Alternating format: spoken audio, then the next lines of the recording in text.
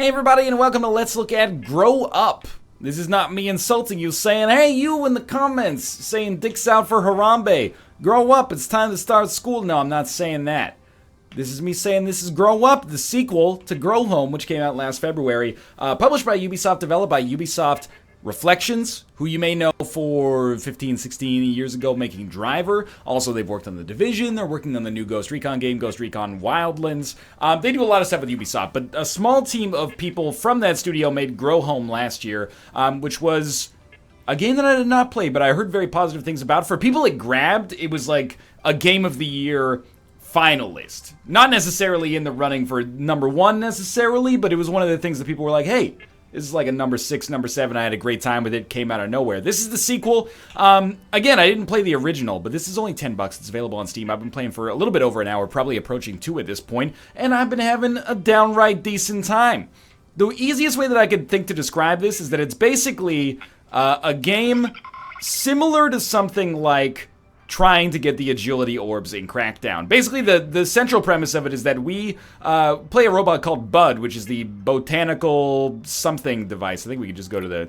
Yeah, botanical utility droid. And we have the ability to scan plants and then use those plants as platforming elements that will help us get further into the game and collect things. And basically we're collecting ship parts to help Mom. We've crash landed on a planet. Mom is the name of our ship that we need to help in order to get off of this place. So there's like 7 ship parts, oh god, scattered around here that we need to find.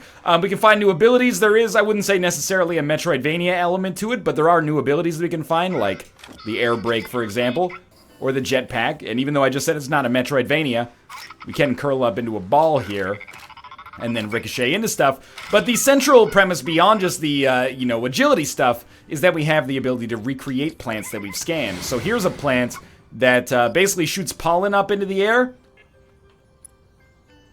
And it shoots us up really high. And then we'll use our jetpack to get just a little bit higher here, and we'll go over to this next area. My database tells me you can dry paddles to... Oh, there was probably something to do with dialogue, or a game tip there, or at least flavor, but I'm not sure. It's a very vertical game, so we are going to be spending a lot of time in the air here, and it is, I don't want to call it like Proteus-esque, but there's a lot of ambiance, if that makes sense. It succeeds on tone, and it kind of gives me the same sense of like weird magic and wonder that playing Minecraft back in beta did. As weird as that is, but this takes me back to like, 5 or 6 years ago. Here, just be cool.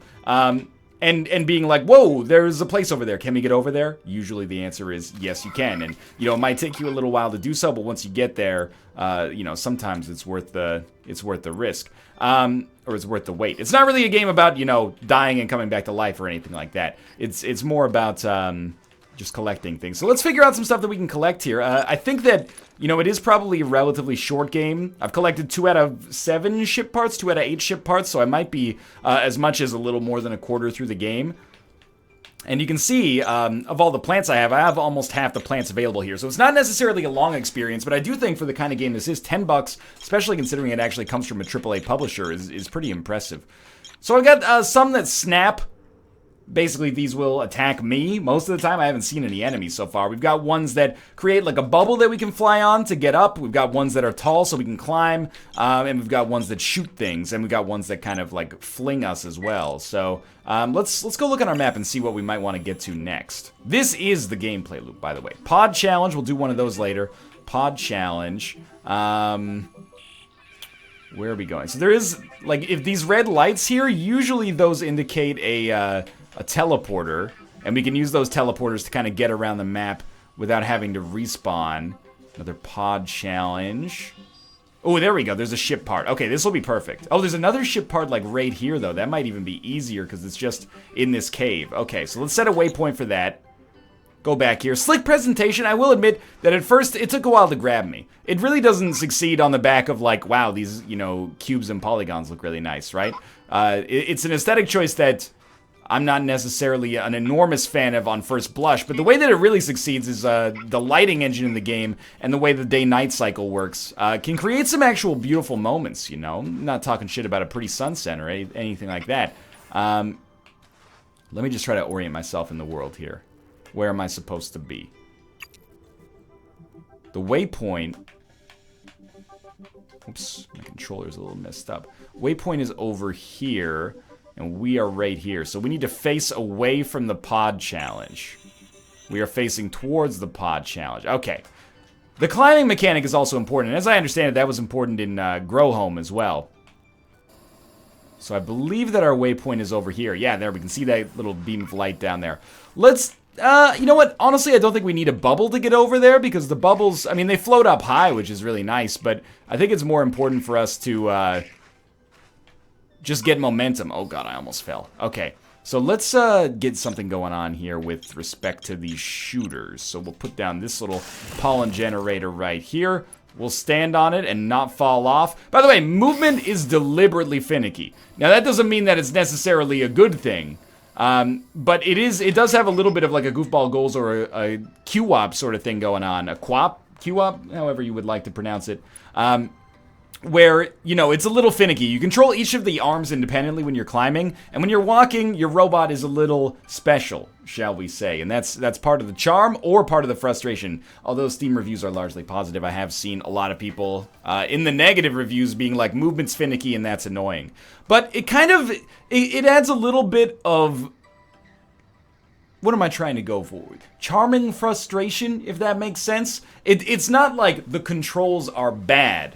You know, it's not like you're trying to jump across a gap and when you tap the A button, it only works like half the time. It's more like, and in fact, you know, just to add on to that point, the movement, especially, you know, when it comes to verticality, is actually exceptionally fluid. Like, the language of movement reminds me a lot of a game like Spider-Man 2, which is the game that people always go back to when they talk about fluidity of movement, especially when it comes to a 3D environment. And I think this game is very evocative of that. The 3D movement is very satisfying. And it's actually, even though it appears very slowly here, it's because the game has a good sense of scale, and we're moving through a pretty, you know, large space at a relatively rapid pace as well. It's just because we're so high up above the ground right now that it may seem like we're moving slowly. But, yeah, the robot itself, when it comes to walking and climbing, is a little bit finicky, and if you're the kind of person who can't even watch goofball goals, this may be the kind of thing that would push you off a little bit.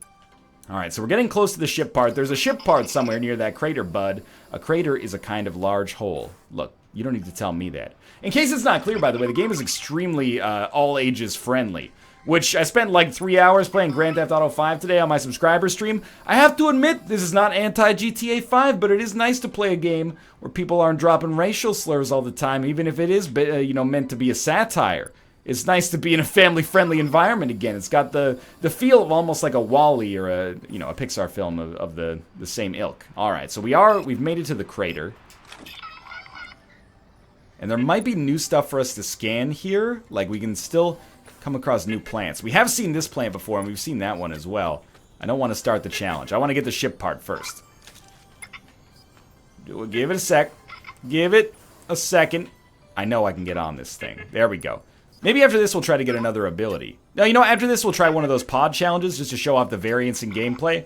And then you will see us try to find another ability, if we can find one relatively easily on our map. And when I mentioned Crackdown earlier and trying to get those agility orbs, that wasn't just me trying to get, you know, some ridiculous original Xbox 360 Street Cred or something like that. There are a lot of these crystals that we find around, and these crystals, every 10 or so, at least to start here, every 10 or so gives us an extra battery that we can use to just fuel us as we go through the environment some more. But we'll just attach the ship part to the magnet here, and that'll get taken away, and you'll see the interface for that, and just don't fall down. There it goes up to space. 1, 2, 3, 4, 5, 6, 7, 8, 9. So there's 9 ship parts, and I've got 1/3 of them. Ooh, I bet we can get that crystal as well. And that's kind of the gameplay loop, and I don't mean that in an insulting way. I actually mean that in a very endearing way. You know, we find something. Oh, God. You know that old, you know, Skyrim joke with Todd Howard at E3 being like, you see that mountain? You can climb it. That's really... Oh, jeez. That's really what happens in Grow Home, is you see something, and then you say to yourself, you know, I bet I can get to that. Especially if it's a crystal. You're like, well, I know I can get to that. And then you do. I believe a ship part is somewhere near these caves. Can I wait outside? I'm not scared. Yo, I already got your ship part, mister. Here. Get over there. This one might be a little finicky by design. We could always throw down our own plant if we want to. and not have to deal with this one. Which is a little annoying, honestly. Oh, there is another ship part, like, nearby. Oh, we've done it. Just grab this. Beautiful. So we're up to 15. We might get another battery over the course of this. Let me just look. Where the heck is that ship part supposed to be? Come over here. The jetpack is like the first ability we got. Okay, I believe there's a ship part. So it's outside. We don't have to necessarily get another ship part right now. We could instead try to get an ability. So there's their ship parts. Or we could do the pod challenge. Let's try the pod challenge because I think that's where a little bit more gameplay is going to exist for those of you who are watching this, like, you know, oh, why would I want to play this ambient trash or something like that, right? This is where it gets a little bit more, I don't want to say extreme, but a little bit more performance-based as opposed to just, you know, ambient kind of platforming. It really does remind me of a, like a walking sim with gameplay. And I don't mean that to be derisive to walking sims, many of which, you know, of course, I've played for myself.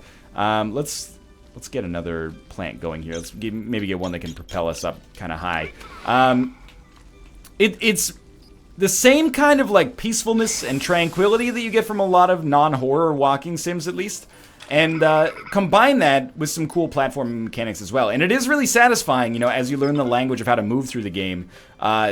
And especially when you get moments like this. This is what I meant when I said, like, the lighting engine and the dynamic day-night cycle kind of makes things beautiful from time to time. But it really is satisfying to move around. Let's see if we have the ability to successfully complete this challenge. Okay, press X to start the challenge. Then we just have to go through the waypoints here. And I think we're gonna... Oh, okay, that's fine. Let's just go high up in the air first.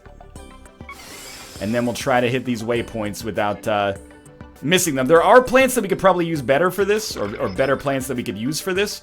But I think that this one should be acceptable. We only have 42 seconds, but I got high hopes, man.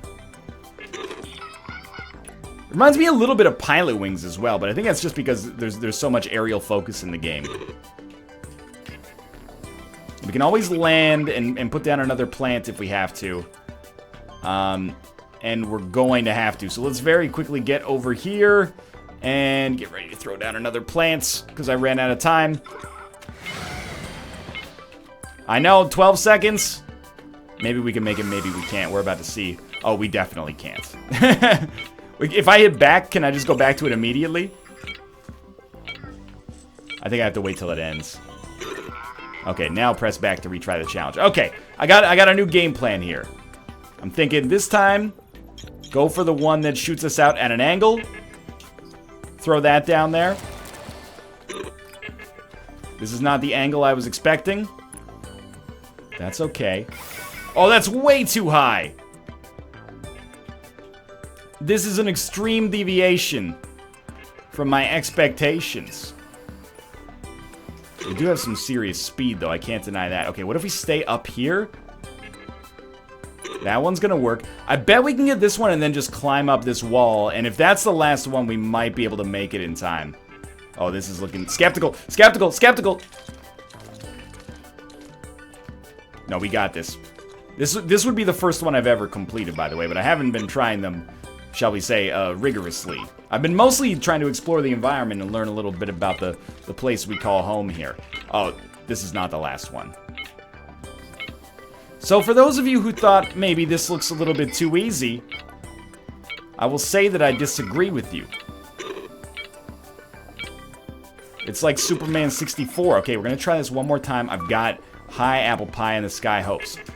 Maybe we shouldn't worry.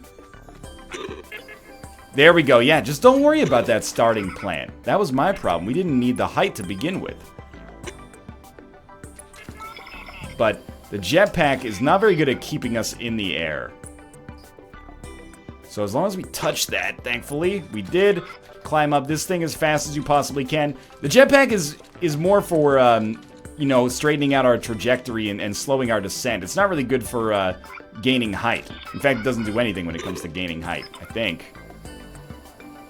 But it does give us a lot of speed. Sucks up a lot of battery power as well, though. Okay, this time we may actually be competent. We should land and then jump again. Ooh, 12 seconds. No, we've got it. We did it. We didn't do it. There's more. Oh my god, there's so much more. I need some more abilities. All right, let's go take a look around our map and see if we can find some abilities here. No, I don't want this. So yeah, I mean, I think if you're watching this and you're like, so what do? Then you're not gonna have a good time when you play Grow Up. But if you're watching this and you see this for what it is right now, which is like a sandbox that's really, really fun to play around in. Oh, we definitely gotta check it out up here. Because there's an ability. It's gonna be hard to get up that high, but we'll do our best here. If you're watching it and seeing it the way I see it, which is that it is a, I don't want that ship part. I want my waypoint. I think the waypoint could be displayed a little bit more clearly for me personally, but I also am notoriously kind of terrible with maps. If you're watching this and you're seeing what I'm seeing, which is that this is a really cool sandbox to move around in, and you recognize that this is not meant to be a 30 to 50 hour experience or something along those lines. Okay, Tomo, you can leave. Then you might be liable to have a surprisingly good time as I have had so far. I've actually had a really good time, and just in general, the game puts a smile on your face, like something like Lovely Planet, although that can be a frustrating game at times, depending on your perspective as well. I don't know, it's a feel-good experience, if that makes sense. It's got the feeling of a good, you know, G-rated movie. Although you might be saying some things that are not G-rated once you fall down from the top of the world a couple times and have to climb your way back up. Oh, no. Okay, let's figure out where we're supposed to be facing here. So I'm here. My waypoint was down here, right? Or was it? Oh my god. It's so far away. Are we facing that way? Oh yeah, it's in this direction. Because I remember seeing that, like, asteroid belt there. Okay, let's throw down... you're gonna realize this pretty quickly. I mostly use, like, the same plants over and over. Plants that give you height seem extremely valuable. I might be missing out, though. Maybe there's an extra level of the meta I'm unfamiliar with. I think we gotta go across this whole, area over here. But it seems to make sense to me to spend a lot of time in the air, but also if you have the ability to touch down on the ground, that's where you're going to be able to make up extra velocity. You can die, by the way, if you fall too quickly or you fall into the water. Sometimes that'll kill you. I haven't exactly figured out the failure conditions for that. And it seems like the game is kind of, you know, like, hey, don't worry about it so much, bro. Like, it's kind of like that about it. As your derpy robot moves around here. And you know, if we go in the wrong direction, who cares, bro? It happens sometimes, okay? Life's a beach. Although, seriously, let's check. I'm going the wrong direction. This is 100% the wrong direction. Yes, this is correct. Well, I'll tell you straight up. There's no way in the next 5 minutes or so we're getting back to that ability. What do we have over here, then? On Magic Mountain. We got more pod challenges. There might have been a ship part up there before. We also have this little thing going on right here. This is a star plant. Waiting in the sky. The star plants did exist in the last game, apparently. What you have to do is they have these little nubs on them. Let me see if I can find an active nub on this star plant. Like this thing right here. We're supposed to hook up the star plant. Oh my god, the zoom. We're supposed to hook up the star plant to planets that, or to rocks that generate energy. So we just keep growing these out, and the more we do so, the greater the star plant gets. And I think the higher it gets, it might unlock more stuff for us, or it might be a necessary part of our win condition. I'm not completely sure, to be honest with you. We also still have some side objectives, like for example, we have to come through here and, you know, get some more fauna if possible. Something in this cave? Something in the way she moves me. That was a surprisingly slick jump. Now, I've never seen this before. We might as well grab this crystal. Yeah, there we go. I was going to say, I've never seen this plant before, so we might be about to learn something. Let's get this crystal first, though. 3 batteries will be good. Just allow me to stay in the air that much longer. So we just grab these, and then... Oh, God. Don't become a circle. Grab these, and then hold the button. Youch. A thorny, gaseous floriform like a pincushion that doesn't like you very much. There have been some things I've gotten where I'm like, I'm not even sure if these are useful or if they're meant to be dangerous. But I will take them nonetheless. Okay, let's climb up here. But I think I've mostly said my piece on Grow Up. And I think I've mostly gotten my point across when it comes to the, the actual gameplay loop as well, This doesn't need to be like a 45-minute let's look at to get across what I'm trying to say about the game. It's a surprising, small, and surprisingly cheap ambient collectathon platformer that has a really nice tone associated with it, if that makes sense. I'm not describing it just in terms of back-of-the-box features, but if I was, the freedom and the downright joy of movement is strong in this. And I've found myself being like, this might not be a game that 100% resonates with me, although I am having a good time with it, but I've found myself recommending it to other people. I find myself, being like, hey, Nick, you should play Grow Up. You like Proteus? You like Metroid? This is like a little Proteus Metroid here. If Proteus and Metroid met, slightly changed their personalities, and then had a child between them that also looked a little bit like Minecraft, perhaps this would be where you are. Oh my god, is this the one where we started before? Maybe I can see my waypoint over the distance. Like, look at this scene. This scene is very beautiful, I think. Oh, that's a new plant I've never seen before. Let's see if we can get over there. We can always climb up on the wall if necessary. I really want 3 batteries, man, so I can get, like, maximum X velocity. Or are those the ones we just came across? Yeah, these might be the ones we just came across, unfortunately. Well, at the very least, before we finish the episode here, I'll show off a couple more of the actual plants that I've found so far. You can't scan that pumpkin to the best of my knowledge. But in addition to the ones that just propel you upwards directly, we have ones like this thing. It's got a name, but I'm just going to call it Bouncy Mushroom. You climb up to the top of this, you jump on it, gives you a little boost. A little bit more controlled and a smaller gain in the Y direction than the other ones, but that sometimes can be important if you need a little bit more control. And then we have other ones like this, like the Blobber. We throw out this Blobber, basically just grows real flippin' high. And then you can get up to the top of it, and you can use that to reach places that you wouldn't otherwise be able to reach. And it can flop over depending on the physics of the situation, and that could be helpful too. You can make sort of an aerial bridge or something to something that you couldn't otherwise get to. And then the other one that's been very useful is this one right here. So this is basically just a bubble, and this maybe is a very good way to end the episode. You don't get many places in Grow Up quickly, but you do get there eventually if you have a plan to get there. Like, let's say we want to go up there. We can just float away on this Zephyr. We'll find a place together. And in this perfect weather, we're going to live forever. I love how we've got one hand off of the bubble as well. But yeah, this is Grow Up. I mean, it's a little bit on the shorter side for a Let's Look At, but this is a budget release from Ubisoft, and honestly, it's really captured me in terms of its atmosphere. So I'm a believer in the Grow franchise, if that makes sense. Grow Home, at first I originally thought it was like a Sandbox game where you start a marijuana growing operation in your home, and I was like, I don't know, it sounds a little bit tacky to me. But now that I see that it's an adventure of the highest order that's fun for all ages, I'm buying in, and Grow Up is really cool. Do not be cynical about this just because it came out so soon versus the release of the last one. Like, this has definitely got, it reminds me a lot of Tiny and Big, was something that I wanted to mention actually earlier. Tiny and Big, just a small physics-based platformer that came out in 2012 that was really fun, and I've never heard anything of it again, unfortunately. Ooh, we can get this too. But like a one-off experience that is unique in its own right. Only glows on water, it's spongy, kind of waxy, and there's our other ship part there. So I'm just going to finish this by looking into the sunset. Thanks for watching this Let's Look At of Grow Up. If you want to pick it up on Steam, again, what I mention oftentimes games being like, in my opinion, this is $5 too expensive. In my opinion, this is $10 too expensive. It's a $15 game, it should be a $10 game. It's a $10 game, it should be a $5 game.